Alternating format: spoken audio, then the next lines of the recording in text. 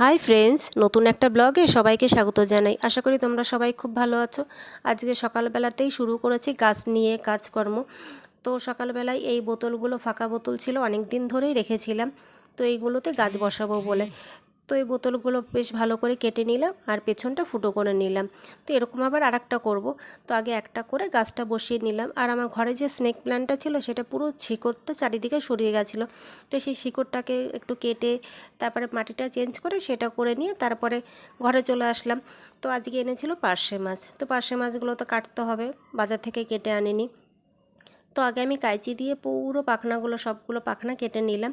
তো পাখনা কাটার পরে তারপরে যে আঁশটা ছাড়াবো, সেটা যে আলু ছাড়ানো যেগুলো থাকে সেটা দিয়ে আঁশটা ছাড়াবো। তাহলে অনেকটাই সুবিধা হয় আর মাছগুলো না অনেক তাড়াতাড়ি করে কাটাও হয়ে যায়। তো এইভাবে তো দাঁড়িয়ে দাঁড়িয়ে কাটা হয়ে যায়। আর বটি দিয়ে কাটতে গেলে পরে আবার বসতে হবে সেখানটায়, বটি দিয়ে কাটতে গেলে আবার ছাই বা অন্য কিছু নেওয়ার ব্যাপার থাকে।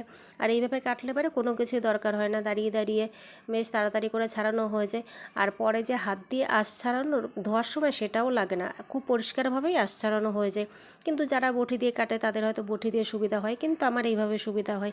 তো এইভাবে আমি বেশ সব মাছগুলো ভালো করেই তাড়াতাড়ি করেই কেটে নিলাম। আর এই সব মাছগুলো কাটতে হয়তো আমার বেশি হলেও 10 মিনিট বা তার বেশি হলে 15 মিনিট। 15 মিনিট অতটা সময় লাগবে না, 10 মিনিটেই সব কাটা হয়ে যাবে। তো এই যে এবার হাত দিয়ে আমি এই কানসাগুলো ফেলে নিলাম কাঁচি দিয়ে। আবার একটুখানি লেজটা পেটটা কেটে নিলাম। পেটের মধ্যে যে নাড়িগুলো থাকে সেইগুলো আমি এরকমভাবে বের করে নিলাম। তো হয়ে গেল মাছ কাটা কত সহজভাবে, দেখলে তো তোমরা। তো এরপরে রান্না করে নিলাম। তো দুপুরের রান্নাটা করতে করতেই দেখছিলাম যে বাইরে বেশ একটা শোরগোলের আওয়াজ। তো দেখলাম যে মিছিল যাচ্ছে নিচে দিয়ে। আর এটা তো মনে হয় এই সিজনের লাস্ট মিছিল, কারণ পরশু দিনকেই ভোট, মানে 1 তারিখেই আমাদের এখানে ভোট। তো কালকে তো আর এসব হবে না।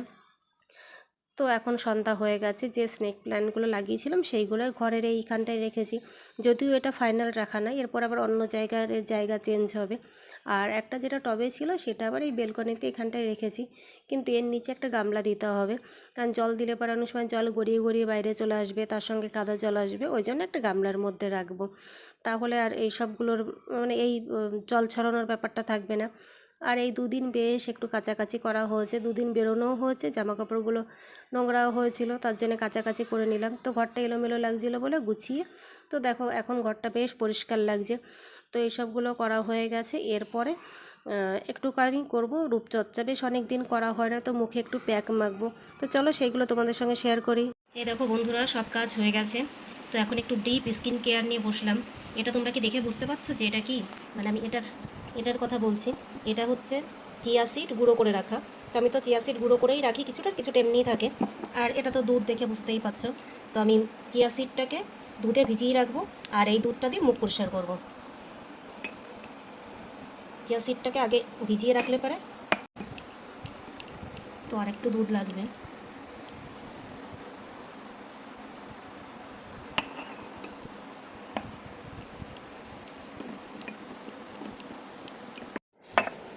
তো দেখো মুখটা অনেকটা ডাল ডাল লাগছে। তো একটু ভালো করে আগে দুধটা দিয়ে মুখটা পরিষ্কার করে নেবো। তো দুধটা দিয়ে মুখটা পরিষ্কার করার পরেই দেখবে যে কতটা গ্লো চলে এসছে। তো তারপরে প্যাকটা লাগাবো। আর চিয়া সিডের প্যাক সপ্তাহে একদিন লাগালে পারেই ভালো হয়, কিন্তু সপ্তাহে একদিন তো দূরের কথা, আমার মাসে একদিনও লাগানো হয় না। তো আজকে ভাবলাম যে একটু লাগিয়েই নিই। এমনি স্কিনটা বেশ মাঝে সাঝে একটা একটা করে পিম্পলস উঠে যাচ্ছে। তো দুধের মধ্যে, তো দেখো দুধের মধ্যে তুলোটা চুপিয়ে দিলাম, বেশ ভালো করে আগে সব জায়গায় ভালো করে লাগিয়ে নেব।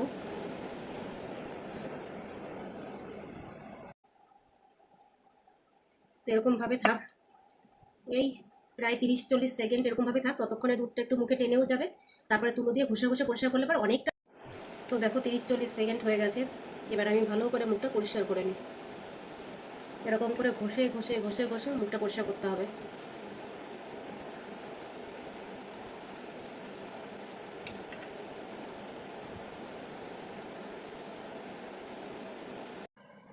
তো দেখো তুলোটা কতটা নোংরা হয়ে গেছে, আমি তুলোটা চেঞ্জ করে নিই, মানে অন্য তুলো নিয়ে নিই।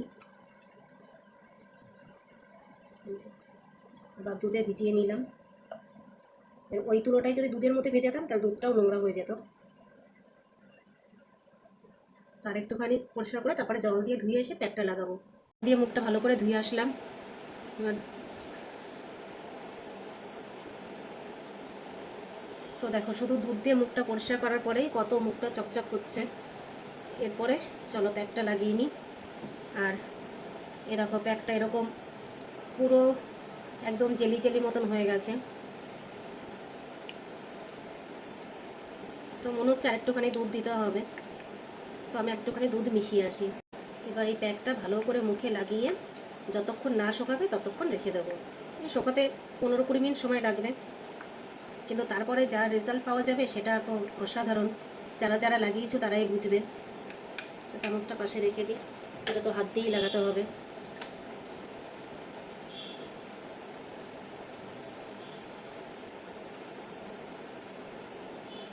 আর এটা লাগানো বেশ একটু ঝামেলা, সময় ধরে ধরে আস্তে আস্তে করে লাগাতে। খুব ভালো করে মুখে লাগানো হয়ে গেছে। আর এটা খুব সময় ধরে হাত দিয়ে লাগাতে হবে, ব্রাশ দিয়ে কোনো লাগানো যাবে না। আর কেউ যদি চোখে লাগাতে চাও তো এটা অবশ্যই চোখে লাগাতে পারো, কিন্তু সেই ক্ষেত্রে শুয়ে থাকতে হবে, চোখ বন্ধ করে রাখতে হবে। স্বাভাবিক চোখে লাগালে তো চোখ বন্ধ করে রাখতে হবে। তো এরকমভাবে 20 মিনিট আমাকে এখন থাকতে হবে। 20 মিনিট পরে তারপরে যে রেজাল্টটা পাবো সেটা কিন্তু অসাধারণ, কিন্তু এই 20 মিনিট থাকাটা একটু চাপে।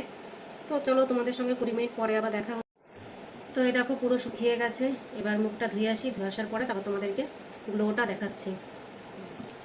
দেখো জল দিয়ে ধুয়ে আসার পরে কতটা গ্লো লাগছে মুখটা। তো চিয়া সিড খাওয়াটাও যতটা উপকার, মুখে লাগানোটাও কিন্তু ততটাই উপকার।